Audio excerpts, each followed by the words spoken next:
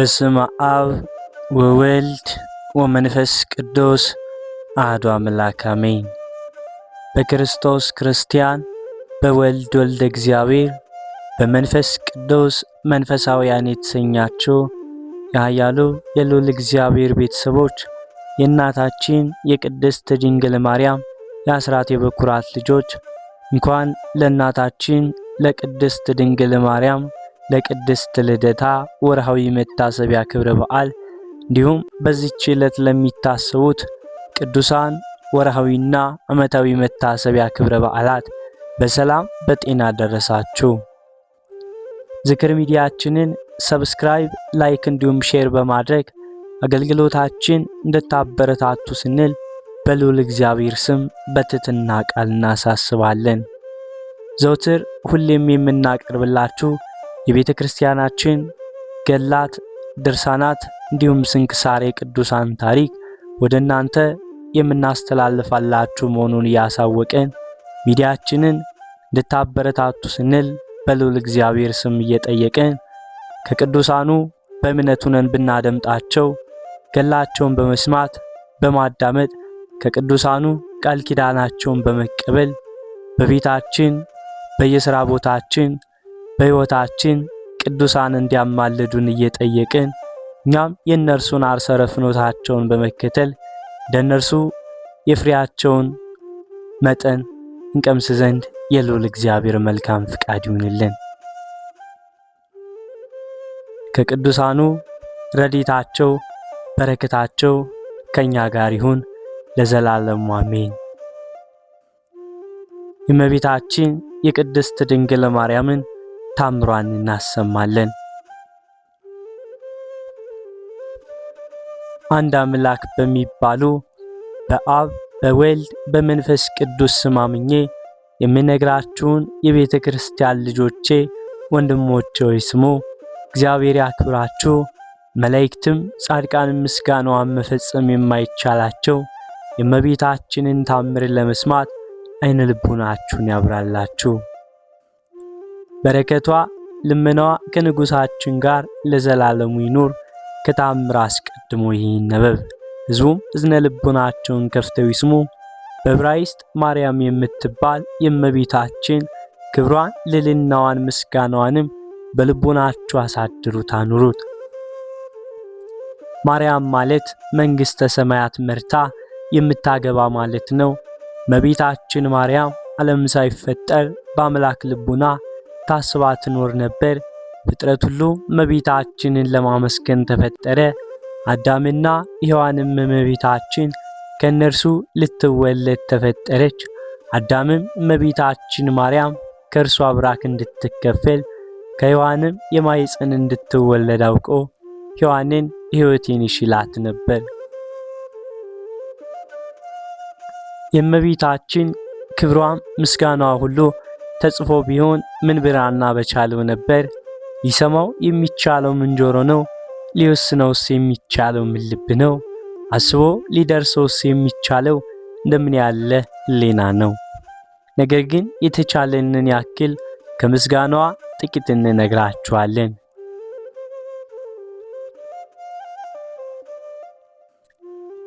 እመቤታችን ማርያም ከአዳም ጀምሮ እስከ አብርሃምና እስከ ሙሴ ድረስ ትነገር ነበር።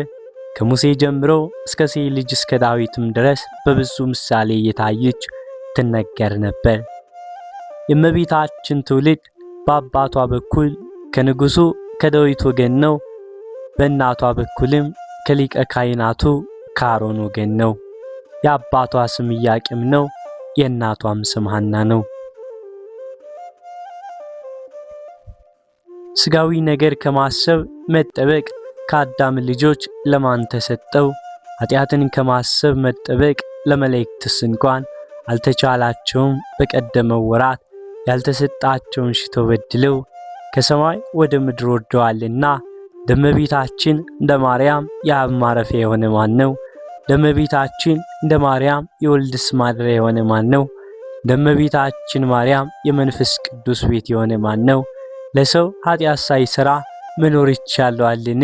ከአራቱ ባሕርያት ከተፈጠረ ሰው ከእመቤታችን በቀር እሳትን የተሸከመ ኃጢአትንም ያልሰራ የለም። እመቤታችን ማርያም ከመላእክት ይልቅ ንጽሕት ናት። እመቤታችን ማርያም ከሴቶች ሁሉ ትበልጣለች። የእመቤታችን ማርያም ሐሳብ እንደ አምላክ ሐሳብ ነው። የእመቤታችን መልኳ እንደ አምላክ መልክ ነው። የአምላክን መልክ ይመስላል። እመቤታችን ማርያም ንጽሕት በመሆኗ አምላክን እንዲያድርባት አደረገችው። እመቤታችን ማርያም ለአምላክ የደስታ ማደሪያ ሆነችው። እመቤታችን ማርያም አምላክን በድንግልናዋ ወለደችው። እመቤታችን ማርያም በነቢያት ትነገር ነበር። እመቤታችን ማርያም በሐዋርያትም ላይ ትነገር ነበር። እመቤታችን ማርያም በፍጥረት አንደበት ትመሰገናለችና የቤተ ክርስቲያን ልጆች ወንድሞቿ ያክብሯት፣ ለእናንተ ላጣን መድኃኒታችሁ ስለሆነች። በጎ አገልግሎትም ለሚያገለግላት ዋጋውን ትሰጠዋለች። ሳትጠራጠሩ በፍጹም ልቡናችሁ መኑባት፣ እርሷ መድኃኒታችሁ ናትና። በስሏም ፊት ስገዱ። ለስሏ ያልሰገደ ግን ከቆመበት ቦታ ይጥፋ፣ ስም አጠራሩም አይታወቅ። በሰማይ ያሉ መላእክትም ይሁን ይደረግ ይበሉ።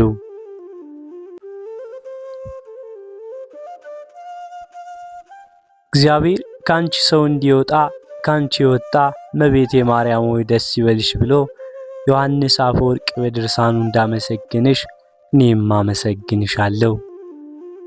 የጠፋ በግ አዳምን የፈለገው ባገኘውም ጊዜ የተሸከመው እውነተኛ ቸር ጠባቂያችን ክርስቶስ ካንቺ የተወለደ እመቤቴ ማርያም ሆይ ደስ ይበልሽ።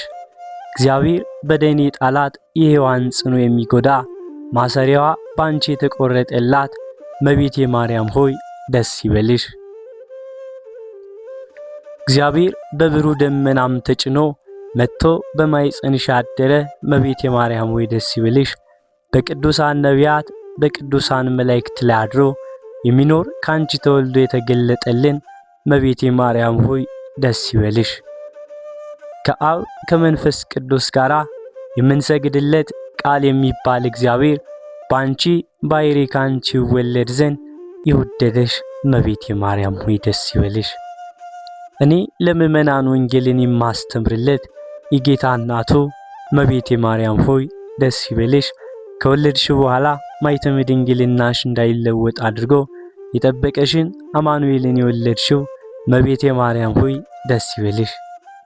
ማኅተመ ድንግልናሽም ሳይለወጥ ንጉሥ ክርስቶስን የወለድሽ እመቤቴ ማርያም ሆይ ሰላምታ ይገባሻል።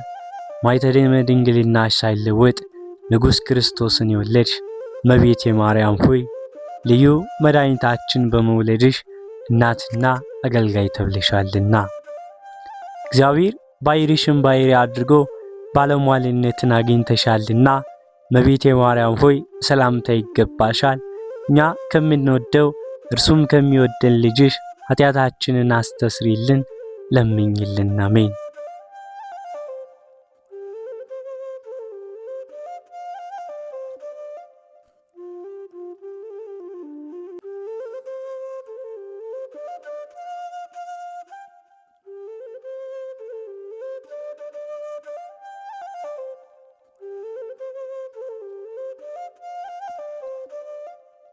ልመናዋ ክብሯ በእኛ ለዘላለም በእውነት ይደርብንና መላክን የወለደች በሁለት ወገን ድንግል የሆነች በድንጋሌ ሥጋ በድንጋሌ ነፍስ የጸናች ክብርት እመቤታችን ያደረገችው ታምር ይህ ነው።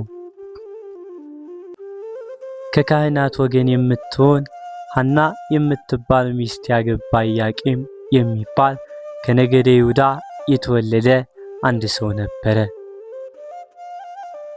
ሁለቱም እግዚአብሔርን የሚወዱ እግዚአብሔር የሚወዳቸው ደጋጎች ነበሩ። እግዚአብሔርም በሰራው ሕግ ጸንተው ይኖሩም ነበር። ሚስቱ ግን መኪና ትኖር ነበር። ልጅም ስላልነበራቸው አዝነው ተክዘውም ይኖሩ ነበር። ዕለት ዕለት ወደ ቤተ እግዚአብሔር እየሄዱ ልጅ ይሰጣቸው ዘንድ በሐዘን በልቅሶ ልመናቸውን ወደ እግዚአብሔር ያቀርቡ ነበር። ከገንዘባቸውን ከፍለው ለድሆች ለጦም አዳሪዎችና ለቤተ እግዚአብሔር ይሰጡም ነበር።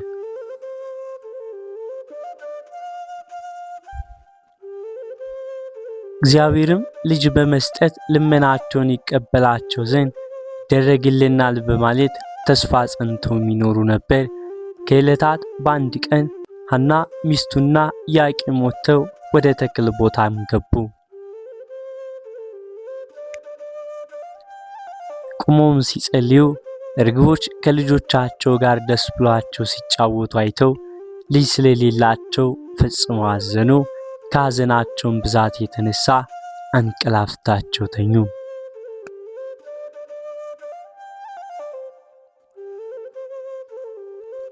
ሐናም ተኝታ ሳለች በባሏ በኢያቄም እጅ በትር እንደተያዘች ያችን በትር አብባ አፍርታ አየች። ሁለተኛም እርሱ በሐና እጅ ከፍሬ ሁሉ የሚመስለው የሌለ የሚጣፍጥ መልካም ፍሬ ተይዞ አየ።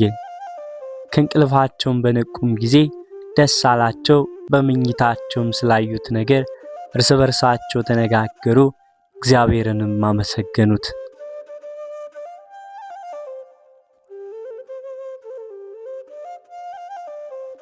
ከዚህም በኋላ ፈቃደ እግዚአብሔር ይሁን ብለው ወደ ቤታቸው ገቡ። በኋላ ሐና ጸነሰች፣ ጽንሷም ታወቀ። የሰጠኝ ልጅ ለእግዚአብሔር መባ አድርጌ ሰጣለሁ ብላ ለእግዚአብሔር ተሳለች። ሁልጊዜ በጾም በጸሎት ተወስና በፍጹም ደስታ ለድሆችና ለጦም አዳሪዎች ምጽዋትን ስትሰጥ ኖረች። ይህን ሁሉ ስላደረገልኝ ፈንታ ለእግዚአብሔር ምን ወረት አድርግለታለሁ ብላ በልቧ አሰበች።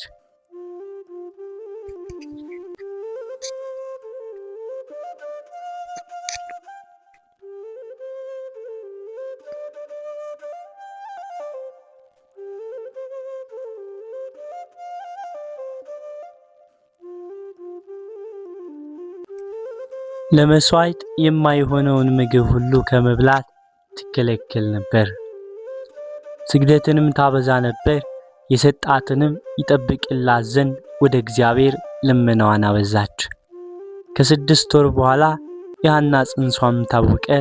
የሷ ዘመዶች የባሏም ዘመዶች በሰሙም ጊዜ ወደ እርሷ መጥተው የሕፃንነትሽ ዘመን ካለፈ በኋላ ላንቺ የተደረገ ይህ የምንሰማው ነገር ምንድነው አላት። መጽነሷን የሚያዩ ዘንድ ማኅፀኗን እንዳሰሱ ዓይኗ የታወረ ከክብርታና እናት ዘመዶች ወገን የአርሳባን ልጅ የምትሆን አንዲት ሴት ነበረች። ምን ሳታውቅ ዓይኗን በዳሰሰችም ጊዜ ፈጥና ዳነች። ብፅዕታና ሆይ ብፅዓን ይገባሻል አለቻት። ዓለምን ከፈጠረም ጀምሮ አንዳች በማኅፀኑ የዕውራንን ዓይን የሚያበራ የለምና ዘመዶቻቸውም ሰገዱላት። ብፅዕት ሐናም ከአጥቢያ ኮከብ ፀሐይ እንዲከብር በሳቸው ላይ ከበረች። ዝናዋም በየአገሩ ሁሉ ተሰማ። ድውያንን ሁሉ ሕሙማንንም ሁሉ እያመጡ ማኅፀኗን እየዳሰሱ ይፈውሱ ነበር። ፍጥረትም ሁሉ በማኅፀኗ ሳለ ሕሙም የፈወሰ በተወለደ ጊዜ እንደምን ያለ ይሆናሉ። የእስራኤልም ልጆች በሰሙም ጊዜ ተሰብስበው ስለዚህ ነገር ምን እንላለን? እነሆ ኢያቄምና ሐና የእስራኤልን መንግሥት አጠፉ። ሐና ጸንሳ ሳለች በማኅፀኗ ታድናለችና በእኛ ላይ ልትነግስ አይደለምን አሉ።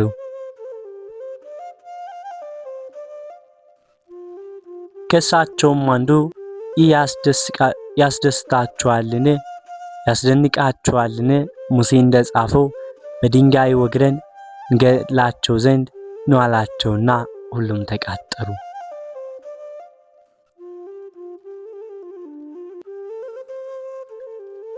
መንፈቀ ሌሊት በሆነም ጊዜ ስመው ገብርኤል የሚባል መልአክ ከሰማይ ወርዶ በዘመድ የከበራችሁ ኢያቄም እና ሐና ሆይ ተነሱ አላቸው።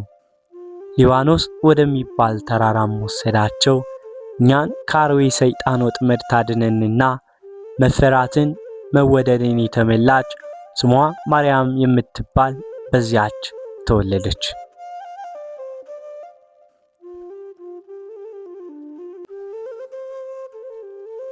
ወደ ጥንት ነገራችን እንመለስና የጽንሷንም ወራት በተፈጸመም ጊዜ በግንቦት 1 ቀን ከፀሐይ የምታበራ ሴት ልጅ ወለደች። የመልኳም ደም ግባት ከማር ከሶርክር ይልቅ ደስ ያሰኛል። የማዛዋም ሽታ ከሽቱ ሁሉ ይበልጣል። ዘመዶቿና ጎረቤቶቿን በሰሙም ጊዜ ፈጽሞ ደስ አላቸውና ተሰብስበው ወደ እርሷ መጡ።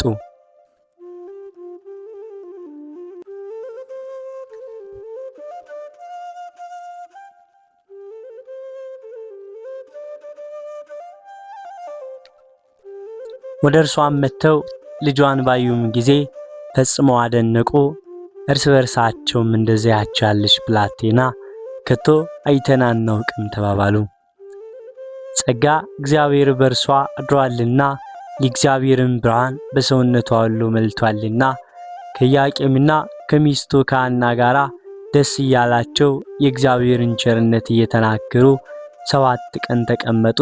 ያችንም ብላቴና ስሟን ማርያም አሏት። ይህም የእግዚአብሔር ስጦታ ማለት ነው።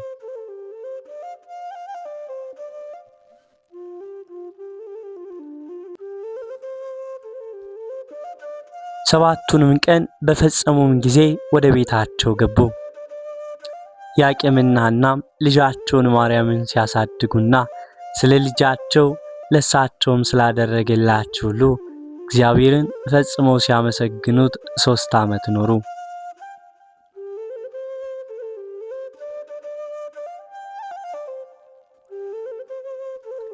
በጾም በጸሎት ተወስነው ለድሆችና ለጦም አዳሪዎች ምጽዋትን እየሰጡ በጎ ሥራ መስራትን አበዙ።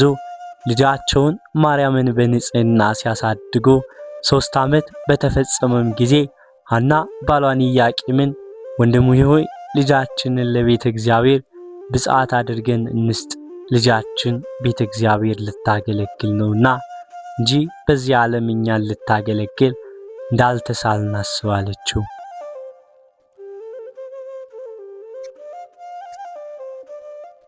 ኢያቄም ይህንን ነገር ከሚስቱ ከሐና በሰማ ለመንገድ የሚሆነውን ስንቅና ለቤተ እግዚአብሔር የሚሆነውን መባ ሁሉ አዘጋጀ። ቤተሰቦቻቸውንና ባልንጀሮቻቸውን ዘመዶቻቸውንም ሁሉ ጠሩ። ልጃቸውን ይዘው ሄደው ወደ ቤተ እግዚአብሔር አስገቧት።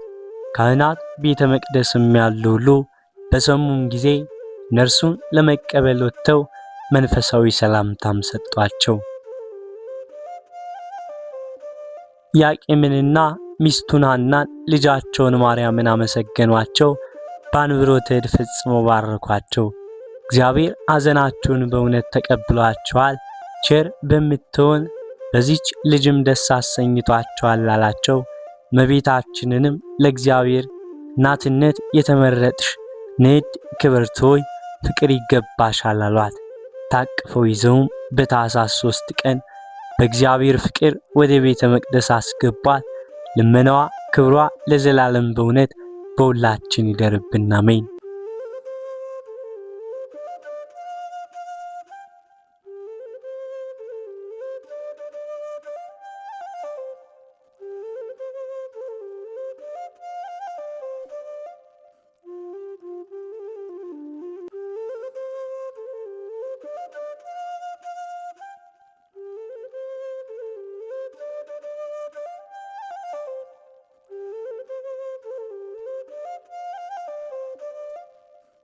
የተባረከ የጥር ወር የማልቱ ሰዓት 10 ነው፣ ከእንግዲህ ይጨመርለታል።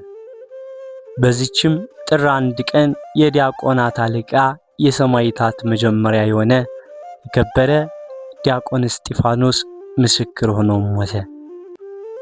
ለዚህም ለከበረ እስጢፋኖስ የእግዚአብሔርን ኃይልና ጸጋ የተመላ ሰው እንደነበርና በሕዝቡ መካከል ታላላቅ ታምራትንና ድንቅ ሥራን ይሠራ እንደነበረ የሐዋርያት ሥራ የተባለ መጽሐፍ ስለሱ ምስክር ሆነ።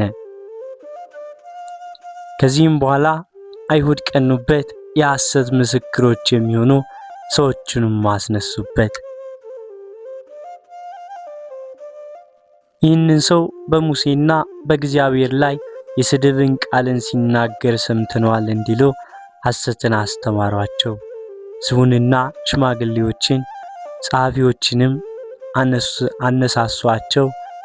አዳርሱን ብለው ከበው እየጎተቱ ወደ ሸንጎ ወሰዱት።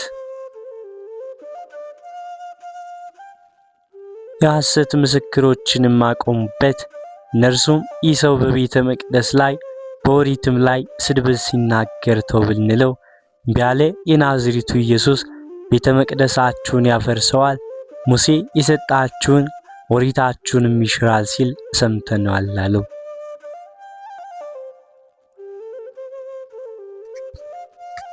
በአደባባይ ተቀምጠው የነበሩት ሁሉ ተመለከቱት። ፊቱንም የእግዚአብሔርን መልአክ ፊቱን አዩት። ሊቀ ካህናቱም እውነት ነው እንዲህ አልክ አለው። እርሱም እንዲህ አለ፣ ወንድሞቻችንና አባቶቻችን ስሙ ወደ ካራን ከመምጣቱ አስቀድሞ በሶርያ ወንዞች መካከል ሳለ ለአባታችን ለአብርሃም የክብር ባለቤት እግዚአብሔር ተገለጠለት።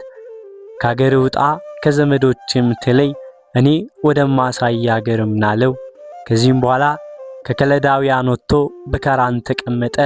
አባቱም ከሞተም በኋላ ዛሬ እናንተ ወዳላችሁባት ወደዚህ አገር አመጣው። ከዚህ በኋላ የግዝረትን ሥራ ሰጠው። ይስሐቅንም በወለደውም ጊዜ በ8ኛው ቀን ገዘረው። እንዲህም ይስሐቅም ያዕቆብን ገዘረው። ያዕቆብም 12ቱን ነገድ አባቶችን ገዘረ።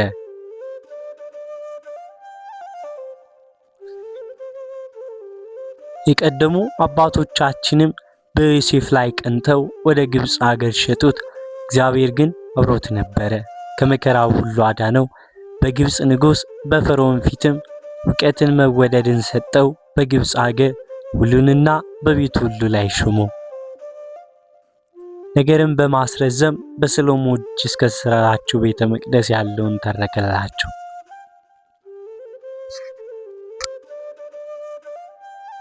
ከዚህም በኋላ ድምፁን ከፍ ከፍ አድርገው እናንተም እንደ አባቶቻችሁ ዘውትር መንፈስ ቅዱስም የምታሳዝኑት አይነ ልቦናችሁ የታወረ ዝነ ልቦናችሁ የደነቆረ አንገተ ደንዳኖች አላቸው። አባቶቻችሁ ከነቢያት ያላሳደዱት ያልገደሉት ማን አለ? እናንተ ክዳችሁ የገደላችሁትን የአምላክን መምጣት አስቀድመው የነገሯችሁን ገደላችኋቸው። በመላእክት ሥርዓት ኦሪትን ተቀበላችሁ፣ አልጠበቃችሁም። ይህንንም ሰምተው ተበሳጩ፣ ልባቸውም ተናደደ፣ ተነሳሳ፣ ጥርሳቸውንም አፋጩበት።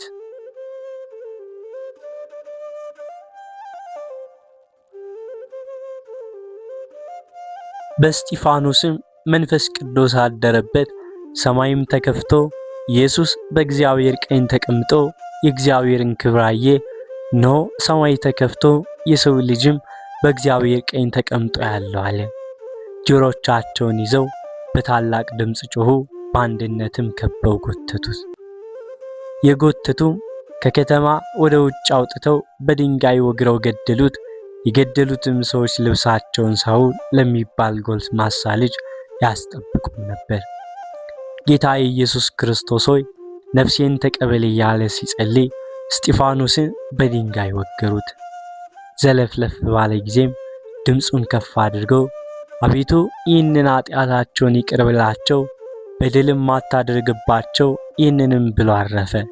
ደጋግ ሰዎችም መጥተው የእስጢፋኖስን ሥጋ ወስደው ቀበሩት። ታላቅ ልቅሶም አለቀሱለት። ለእግዚአብሔርም ምስጋና ይሁን። እኛንም ሐዋርያና ሰማዕት በሆነ በቅዱስ እስጢፋኖስ አማላጅነት ይማረን፣ በረከቱም ከኛ ጋር ትኑር ለዘላለሙ አሜን።